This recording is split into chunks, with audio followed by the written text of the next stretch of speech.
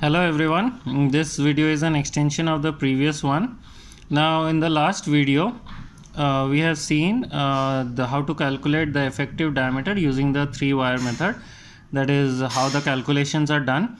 Now it was followed by the substitution of values for various forms of threads, the standard threads that are in use.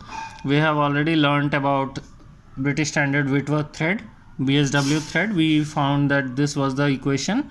Okay, we had substituted the characteristic values of thread angle as 55 degree and depth of thread as 0.64 p. Similarly, for British Association thread, okay, if you see this diagram, the depth of thread here becomes 0.6 p and the thread angle becomes 47.5 degree. Okay, so what we have done is we have written the values of cosec alpha by 2 and cot alpha by 2, and now we will substitute these values in the equation of S, that is dE plus d into small d into 1 plus cosec alpha by 2 minus p by 2 cot alpha by 2.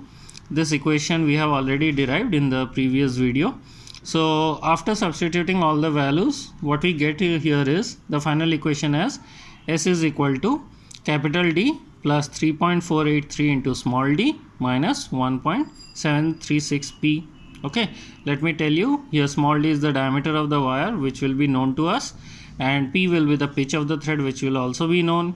S, the diameter of the wires, will also be known to us. We need to calculate the value of capital D. Okay, now we'll move to the next form of thread, that is the American National and metric thread. Okay, now in American National and metric thread, this is the form of thread. This is a diagram of the form of thread. Now in this case, the depth of thread comes as 0.6495 p. So DE becomes capital D minus 0.6495 p, and the value of thread angle here is 60 degree. Okay, so alpha becomes 60 degree. So we calculate cosec alpha by 2. We know this as the cosec alpha by 2. We know its value is 2, and cot alpha by 2 is root 3, that is 1.732. So S, that is the diameter over the wires, we substitute these values in this equation we have already derived. So the final equation comes as D plus 3D minus 1.5155 p. Okay, now there is another form of thread, that is unified thread.